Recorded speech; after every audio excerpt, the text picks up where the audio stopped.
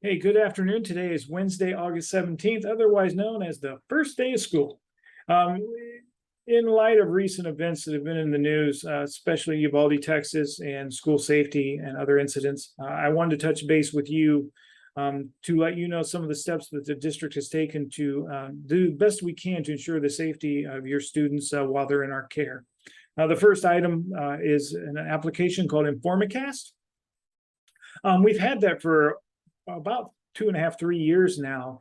But with COVID, never deployed it because one of the key features of Informacast is door sensor technology and communication notification thereof. So every exterior door at every building within this district has a sensor on it, and it's either set to alarm immediately if a door is opened, or if it's a door that's opened and closed on a regular basis, like the front door of the building during the school day. There's a 1 minute delay on those. So, obviously you don't want notifications every time the front door is open, door open, door closed, door open, door closed. However, if a door is open and left open, propped open, that's a concern, and a notification will be sent out after 60 seconds. The reason that's important is obviously if you watch Uvalde, Texas, and what happened, the perpetrator got in through a back door that I don't think it's actually been determined yet, but a back door that was either left open, propped open, a faulty door lock, something of that nature. But it was a door that was open. If that were to happen within our district, there would be notifications sent out, and we would be aware of it and be addressing that immediately. And with COVID, students were taking mask breaks and going outside. We were told to leave doors open because of ventilation reasons. It just didn't make sense at that time to deploy those notifications of doors being opened. But we're in a different place now, and especially in light of recent events, it's time to do that. One of the other key features of the Informacast application is that the teachers now have that application on their phone, and they have a panic button. So heaven forbid there ever is an active threat situation and a teacher sees something, they can pull up the application on their phone, hit that panic button, and it puts every building within the district on immediate hard lockdown. And I know that seems extreme, but in these situations, I would much rather put everyone on lockdown and then back off as we assess the situation, and then to not act quickly enough and have something catastrophic happen. So every teacher has the access to that application. They also have their desktop phones, and there is a way to activate the lockdown from their desktop phones within their classrooms with the code that they have. So there's opportunities there if and when hopefully we never need them, that those do arise. The notifications are also sent several different ways. They're sent to the desktop computer. They're sent by email. They are sent by text, and they're also alerted on their school desktop phones. So you can't get away from these notifications.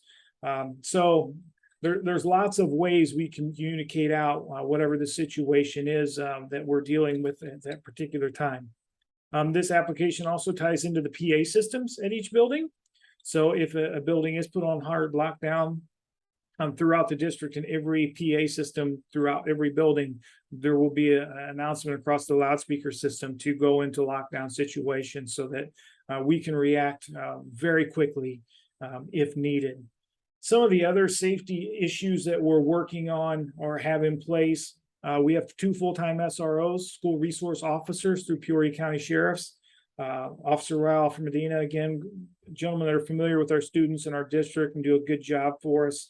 Certainly appreciate them. We were the host for the Peoria County Sheriff's Training on August 1st, 3rd, and 5th of this year. I thought it was good to have those to volunteer to be the host and working with Sheriff Watkins to get that done. It's good training, but it gets all those first responders in our buildings and familiar with the layout if and when hopefully we don't need them, but if we do, there is some familiarity because they've done some training within our buildings already. We also were the Peoria County Safety Day host. So all of Peoria County, all the different schools and the other non-for-profit entities that our part of Peoria County. We were the host, and that was primarily through the Regional Office of Education, but we went through safety protocols, and we were the host for that.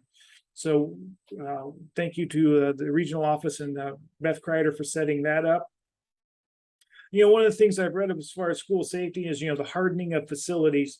And we've done a good job of that over the years. Our facilities are, we've got, the man traps, the double buzzer systems coming into the schools, feel comfortable with that. The next step, as I read, was training. Training is vitally important. And one thing that we looked at doing, again, about 2.5 years ago, pre-COVID, was a full-scale evacuation. Each school has an evacuation site that they go to. And it can be for various reasons. I'm not saying necessarily active shooter type situation, but you could have a gas leak. You could have many different things that would require an evacuation of the building. We had a fire here at the high school 3-4 years ago when I first started. It could be many different things, but we're going to do a full-scale evacuation drill on September 22nd in conjunction with the Peoria County Sheriffs and all the first responders. We're still working on the logistics of that. So there'll be more information to come, and that will be distributed at the building level through the principals and the newsletters that go out. But you might want to mark that on your calendar. What we will do on those days is evacuate the students to those sites. And then it's basically just a practice and an exercise in getting our students to the proper evacuation sites, and then checking like our attendance, our roles versus the students that are there, making sure we account for students that we should have, and then running into, you always have students that are absent, or they come in halfway through a period because they had a orthodontist appointment or something like that. Just the whole coordination of accounting for our students and making sure that we have everyone. And when you have roughly 4,600 students in the district, that's an undertaking. So that's going to be step one. It's just getting to the sites, making sure we get there in an orderly fashion, accounting for our students, and then we're going to return them back to school, and they'll go through their usual procedures to get home. We will not do the reunification piece. What that means is that the parents come pick them up at the evacuation site. That will be the next step. But when how do you eat an elephant? One bite at a time. We have not done this before, so I think it's take baby steps. First step is let's get to the sites, make sure we account for our kids, get them back to school. Then the next step, all right, let's take it to the next level. How do we do that? There's lots of things I'm sure that we're not even aware of that we need to work on, but this will at least get us started. And if there are mistakes or things that we need to improve on, I surely want to learn those during a drill situation, then heaven forbid in a situation where it's a live active situation. So we will be doing that. We also have threat assessment teams in the district that will be assessing threats as different things occur throughout the year. They've developed a plan, and we'll be working as a team to address those. And then the last item that I have on this video is one of the things that has been approved as a residency coordinator. We have had a number of students that we've been told may or may not be attending our school that don't live here. And the school code is very clear. Where you live determines where you go to school. And it's a good problem to have. Dunlap is a very attractive district. And I have this every single year of people trying to get in that shouldn't be here. So we want to make sure that the students that attend here are supposed to be here. So we've got a residency coordinator that's going to be looking into some of those that come to our attention that may or may not be here. So please don't be offended if you get asked to approve your residency. I personally live in the district. If I was asked to approve my residency, piece of cake. I'll show you my property tax bill. I got Ameren bills. I got all kinds of things. No big deal to me.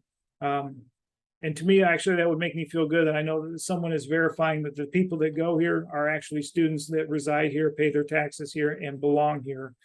So just be aware, we are looking into that and cracking down on that, maybe more so just because of the time involved that we needed a person. So thank you to our Board of Education for approving that and seeing the value in that. And that will be one of the additional safety features that we've put in place as well. So I wish you a wonderful school year. We're off to a good start today. And if you have questions, comments, or concerns, feel free to reach out to me or one of your building principals. If not, take care.